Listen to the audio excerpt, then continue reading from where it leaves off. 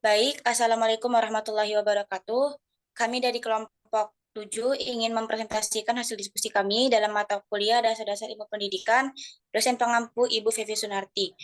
Dalam topik pembahasan yaitu upaya pembaharuan pendidikan.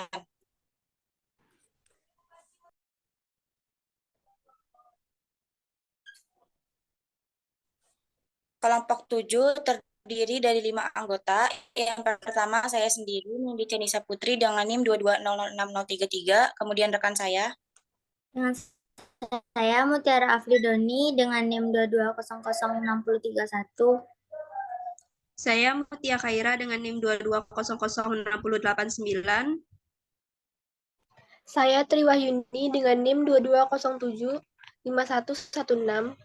Saya Tessa Putri Mayomi dengan NIM 22075115. Baik, untuk pembahasan pertama yaitu terkait pembaharuan kurikulum yang akan dipaparkan oleh rekan saya, Mutia Khaira. Kepada Mutia Khaira dipersilakan. Materi pertama yaitu pembaharuan kurikulum. Menurut Sutopo dan Sumanto, tahun 1991 halaman 38, pengertian perubahan kurikulum agak sukar untuk dirumuskan dalam suatu definisi. Suatu kurikulum disebut mengalami perubahan bila terdapat adanya perbedaan dalam suatu atau lebih komponen kurikulum antara dua periode tertentu yang disebabkan oleh adanya usaha yang disengaja.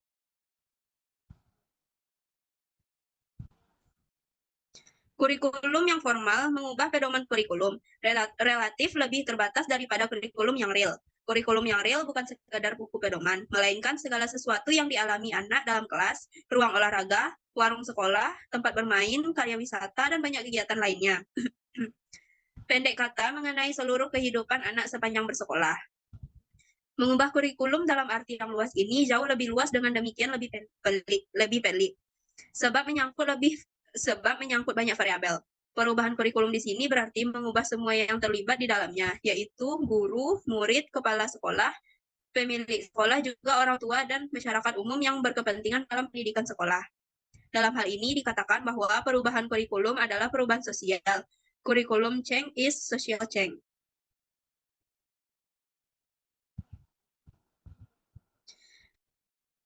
Dalam tujuan pendidikan, berbagai upaya dalam pelaksanaan proses pendidikan di sekolah terus diupayakan. Kurikulum sebagai seperangkat rencana dan pengaturan mengenai isi bahan pelajaran dan proses selama kegiatan belajar mengajar.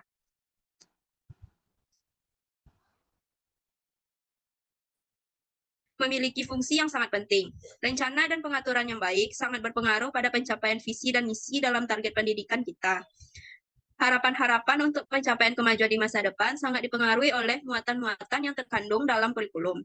Perubahan kurikulum yang sudah beberapa kali dilakukan dalam pelaksanaan pendidikan di negara kita mulai dari tahun 1975 sampai tahun 2004.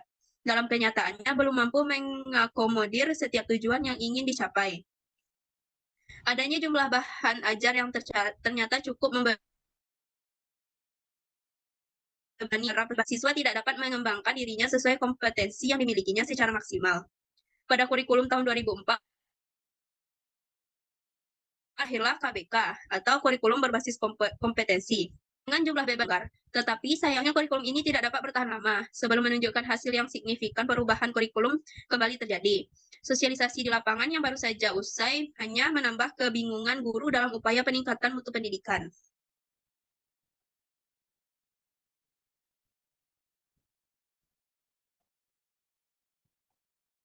Kurikulum tingkat satuan pendidikan atau lebih dikenal dengan KTSP yang memasukkan unsur muatan lokal pengembangan diri yang mulai digulirkan tahun 2006 juga belum mampu menampung aspirasi sesuai dengan fungsi dari kurikulum itu sendiri.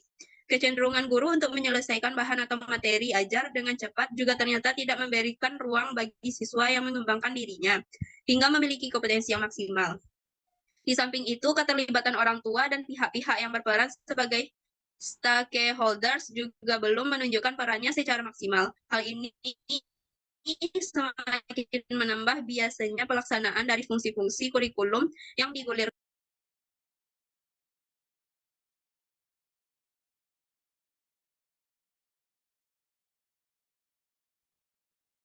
Pembentukan kasta baru dalam sistem pendidikan kita menjamin istilah dari kolom editorial Harian Media Indonesia, salah satu edisi di bulan Mei. yang muncul sebagai efek dari adanya sekolah berstandar internasional. Dalam satu sisi mungkin berdampak positif untuk penempatan kurikulum sesuai fungsinya.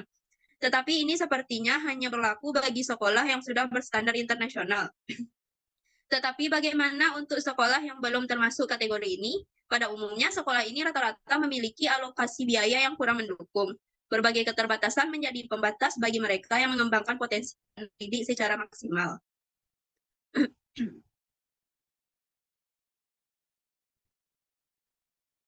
Baik, terima kasih kepada rekan saya, Mutia Khaira, yang telah memaparkan materi. Selanjutnya, materi pengolahan pendidikan yang akan dipaparkan oleh rekan saya, Tessa. Kepada Tessa dipersilakan. B. Pengelolaan pendidikan. Kegiatan dalam sistem pendidikan nasional secara umum meliputi dua jenis, yaitu pengelolaan pendidikan dan kegiatan pendidikan. Pengelolaan pendidikan berasal dari kata manajemen, sedangkan istilah manajemen sama artinya dengan administrasi menurut Oteng Sutisna tahun 1983. Dapat diartikan pengelolaan pendidikan sebagai upaya untuk menerapkan kaidah-kaidah administrasi dalam bidang pendidikan. Pengelolaan pendidikan meliputi kegiatan perencanaan, pengorganisasian, pengarahan, pengawasan, dan pengembangan. Pengelolaan adalah suatu proses perencanaan, pengorganisasian, kepemimpinan, dan pengendalian upaya anggota organisasi di mana keempat proses tersebut mempunyai fungsi masing-masing untuk mencapai suatu tujuan organisasi. Menurut Griffin, pengelolaan adalah sebagai sebuah proses perencanaan, pengorganisasian, pengkoordinasian, dan pengontrolan sumber daya untuk mencapai sasaran atau goals secara efektif dan efisien. Terdapat beberapa fungsi dari pengelolaan itu sendiri adalah sebagai berikut. Yang pertama yaitu perencanaan atau planning. Perencanaan adalah penentuan serangkaian tindakan untuk mencapai suatu hasil yang diinginkan. Pembatasan yang terakhir merumuskan perencanaan merupakan penetapan pada tindakan apa yang harus dilakukan. Apakah sebab tindakan itu harus dikerjakan, di manakah tindakan itu harus dikerjakan, kapankah tindakan itu harus dikerjakan, siapakah yang akan mengerjakan tindakan itu, dan bagaimana caranya melaksanakan tindakan itu. Yang kedua yaitu pengorganisasian atau organizing. Organisasi adalah dua orang atau lebih yang bekerja sama dalam cara yang terstruktur untuk mencapai sasaran spesifik atau sejumlah sasaran. Dalam sejumlah organisasi membutuhkan seorang pemimpin. Kerjaan pemimpin meliputi beberapa kegiatan yaitu mengambil keputusan, mengadakan komunikasi agar ada saling pengertian antara atasan dan bawahan, memberi semangat, inspirasi, dan dorongan kepada bawahan agar supaya mereka melaksanakan apa yang diperintahkan. Ketiga, yaitu pengarahan atau directing. Pengarahan adalah fungsi pengelolaan yang berhubungan dengan usaha memberi bimbingan, saran, perintah-perintah, atau instruksi kepada bawahan dalam melaksanakan tugas masing-masing, agar tugas dapat dilaksanakan dengan baik dan benar-benar tertuju pada tujuan yang telah diterapkan semula. Yang keempat, yaitu pengawasan. Pengawasan adalah fungsi pengelolaan yang berhubungan dengan usaha pemantauan kinerja agar supaya kinerja tersebut terarah dan tidak melenceng dari aturan yang sudah ditetapkan, dan pemantauan berfungsi sebagai media agar kinerja tersebut terarah dan tersampaikan secara tepat. Yang kelima, yaitu pengembangan. Pengembangan adalah fungsi pengelolaan yang harus dijadikan tolak ukur keberhasilan suatu pengelolaan. Dengan adanya pengembangan, pengelolaan akan berjalan sesuai dan melebihi target yang akan diperoleh. Tanpa suatu program yang baik, sulit kiranya tujuan pendidikan akan tercapai. Oleh karena itu, pengelolaan harus disusun guna memenuhi tuntutan, kebutuhan, harapan, dan penentuan arah kebijakan sekolah dalam mencapai tujuan pendidikan. Pengelolaan kerja SMP merupakan penjabaran tugas dan pelaksanaan kebijakan Depdiknas yang disesuaikan dengan kondisi objek. Dalam pelaksanaannya, setiap kegiatan mengacu pada pengelolaan yang ada sehingga proses dan pelaksanaan aktivitas di sekolah lebih terukur, terpantau, dan terkendali. Pengelolaan pendidikan berfungsi sebagai acuan bagi sekolah dalam mengukur, mengevaluasi, dan merevisi kegiatan-kegiatan yang dianggap perlu. Selain itu, pengelolaan pendidikan bertujuan sebagai upaya sekolah dalam mendukung dan menjabarkan wajib belajar 9 tahun. Baik, terima kasih kepada rekan saya Tessa yang telah memaparkan materi. Selanjutnya materi pengembangan pendidikan luar sekolah. Seperti kejar paket A, paket B, dan paket C, kursus, diklat, dan lain-lain akan saya paparkan sendiri. Sejalan dengan kebijaksanaan wajib belajar pendidikan dasar 9 tahun, warga masyarakat diwajibkan menempuh pendidikan minimal lulus SLTP atau sederajat. Ternyata, banyak warga masyarakat usia wajib belajar tidak dapat mengikuti pendidikannya di sekolah. Banyak pula masyarakat memiliki hambatan sosial, ekonomi, budaya, dan geografis, sehingga tidak dapat mengikuti pendidikan pada jalur pendidikan sekolah. Untuk itulah, program paket A dan B memberikan kesempatan kepada masyarakat untuk dapat menempuh pendidikannya yang setara dengan SD dan SLTP. melalui jalur pendidikan luar sekolah. Sejalan dengan perkembangan program paket A dan B, kini telah berkembang program paket C setara SMU. Program paket C dilaksanakan untuk memberikan kesempatan kepada masyarakat yang karena berbagai hal tidak dapat melanjutkan pendidikan setingkat SLTA pada jalur pendidikan sekolah. Kurikulum paket A, B, dan C juga dilengkapi dengan muatan keterampilan sehingga diharapkan para lulusannya siap kerja, baik memasuki dunia usaha maupun usaha mandiri setelah menyelesaikan program.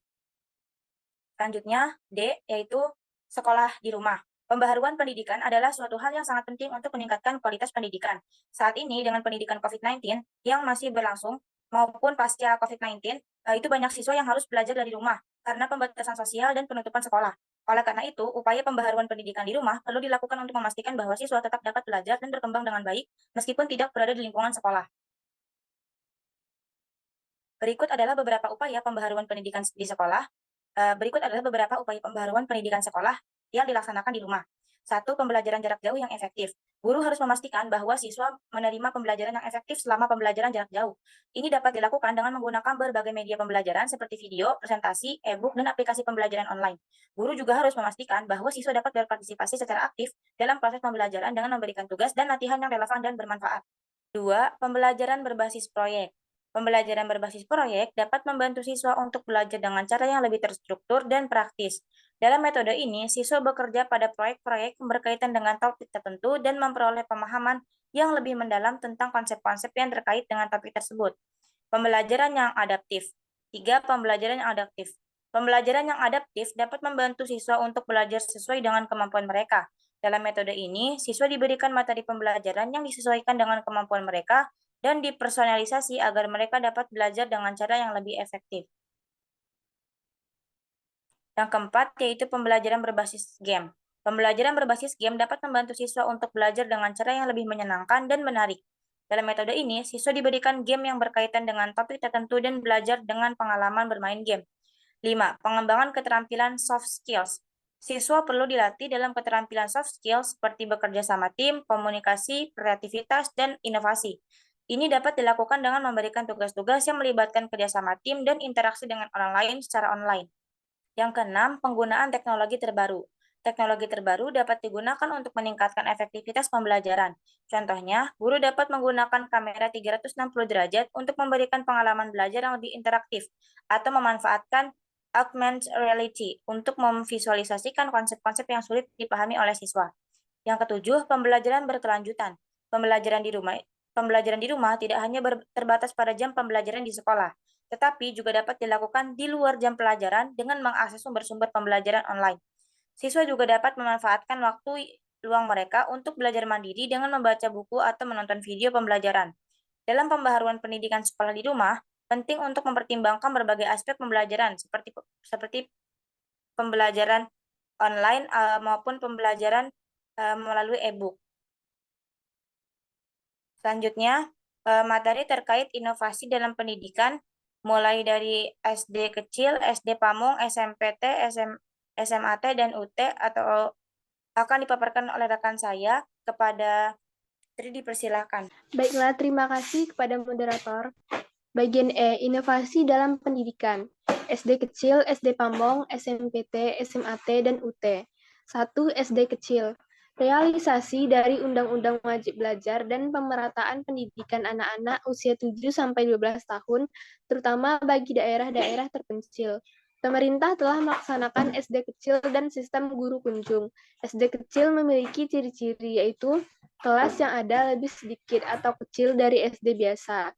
Yang kedua, jumlah murid lebih kecil 20-30 orang. Yang ketiga, jumlah guru lebih sedikit dari guru SD biasa, atau 3 orang termasuk kepala sekolah. Yang keempat, pendekatan belajar meliputi belajar sendiri, yaitu mempelajari modul, belajar kelompok, klasikal. Jika jumlah kelas yang ada melebihi jumlah guru, maka seorang guru mengajar lebih dari satu kelas. Yang kelima, kurikulum SD kecil sama dengan kurikulum SD biasa.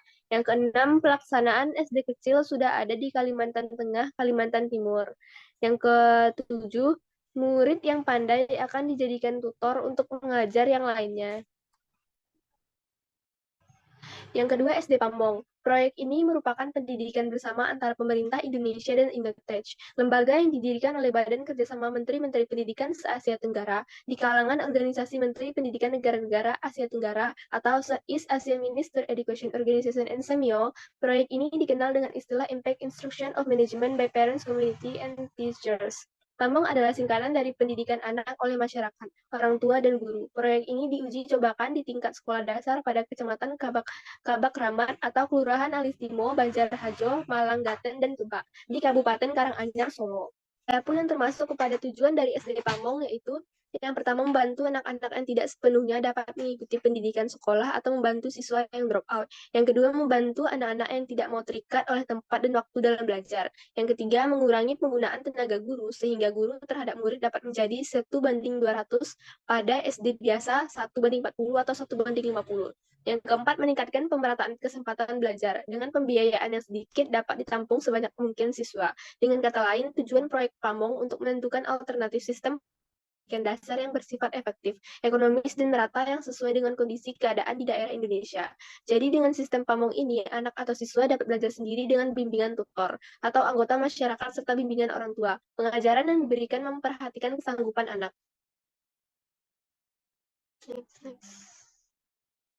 Yang kedua, SMP terbuka. Sekolah Menengah Pertama Terbuka atau SMPT adalah sekolah menengah umum tingkat pertama yang kegiatan belajarnya sebagian besar diselenggarakan di luar gedung sekolah dengan cara penyampaian pelajaran melalui berbagai media dan interaksi yang terbatas antara guru dan murid. Ciri-cirinya yang pertama, terbuka bagi siswa tanpa pembatasan umur dan tanpa syarat-syarat akademis yang ketat. Yang kedua, terbuka dalam memilih program belajar untuk mencapai ijazah formal, untuk memenuhi kebutuhan-kebutuhan jangka pendek yang bersifat praktis, insidensial, dan perorangan. Yang ketiga, terbuka dalam proses belajar mengajar, tidak selalu diselenggarakan di ruang kelas secara tatap muka, melainkan dapat juga melalui media seperti radio, media cetak, kaset, slide, model, dan gambar-gambar. Yang keempat, terbuka dalam keluar masuk sekolah sesuai dengan waktu yang tersedia oleh siswa. Yang kelima, terbuka dalam mengelola sekolah. Yang B, tujuan. Tujuan SMPT sama dengan tujuan pendidikan umum SMP, yaitu agar lulusan yang pertama, menjadi warga negara yang baik sebagai manusia yang utuh, sehat, dan kuat lahir dan batin. Yang kedua, menguasai hasil pendidikan umum yang merupakan kelanjutan dari pendidikan sekolah dasar. Yang ketiga, memiliki bekal untuk melanjutkan pelajarannya ke sekolah lanjutan atas dan untuk terjun ke masyarakat. Yang keempat, meningkatkan disiplin siswa. Yang kelima, kemajuan siswa dan memantapkan hasil pelajaran dengan media. Yang keenam, kurikulum SMPT merupakan kurikulum SMP tahun 1975. Bidang studinya bahasa Indonesia, pendidikan moral Pancasila, matematika, ilmu pengetahuan alam, ilmu pengetahuan sosial, bahasa Inggris, agama, keterampilan, olahraga, dan kesehatan. Yang ketujuh, kewajiban siswa adalah mengikuti belajar perorangan kelompok, tatap muka, dan belajar melalui pengalaman langsung, serta mengikuti evaluasi belajar tahap akhir atau EPTA. Yang kedelapan, tenaga pengajar terdiri dari guru pembina dan guru pembimbing yang diambil dari masyarakat setempat. Baik, terima kasih kepada rekan saya Trian telah memaparkan materi. Materi selanjutnya masih berkaitan dengan materi sebelumnya, yaitu bagian SMA terbuka akan dipaparkan oleh rekan saya Mutiara Afidoni. Kepada Mutiara Afidoni dipersilakan. Baik, selanjutnya nomor 4, SMA terbuka. Perintisan SMU terbuka dilakukan dengan tujuan memberikan kesempatan belajar bagi lulusan SLTP atau MTS yang karena berbagai kendala sosial ekonomi, geografis, waktu, dan lainnya maka tidak atau belum dapat mengikuti pendidikan pada tingkat SLTA. Pada tahun 2001 dilakukan pemantapan perintisan SMU terbuka dengan melibatkan unsur pemerintah daerah dan unsur dinas pendidikan kabupaten atau kota. Perintisan SMU terbuka dilandasi oleh kerangka konseptual yang cukup matang baik dari segi teori, filsafat, pola pembelajaran, pola kelembagaan, maupun sistem jaminan kualitasnya atau quality assurance. Sebagai subsistem dari pendidikan SMU reguler, tujuan penyelenggaraan SMU terbuka adalah sama dengan tujuan pendidikan menengah sebagaimana yang dirumuskan di dalam Keputusan Menteri Pendidikan dan Kebudayaan Nomor 0489 U/1992, yaitu A. Meningkatkan pengetahuan peserta didik untuk melanjutkan pendidikan pada jenjang yang lebih tinggi dan untuk mengembangkan diri sejalan dengan perkembangan ilmu pengetahuan dan teknologi dan kesenian. B. Meningkatkan kemampuan atau keterampilan hidup peserta didik sebagai anggota masyarakat dalam mengadakan hubungan timbal balik dengan lingkungan sosial, budaya, dan alam sekitar. 5. Universitas terbuka atau UT. UT menyediakan pelayanan pendidikan dengan sistem belajar jarak jauh atau SSBJJ. Kegiatan belajar mengajar di UT meliputi kegiatan belajar mengajar mandiri atau kegiatan belajar utama mahasiswa, kegiatan belajar kelompok antar mahasiswa, merupakan kegiatan belajar tambahan dan kegiatan belajar tatap muka antara mahasiswa dan tutor. Secara terinci, sistem belajar di universitas terbuka tersebut meliputi kegiatan-kegiatan belajar sebagai berikut. A. Mempelajari bahan tertulis atau modul dan bahan tercetak lainnya yang telah diprogram.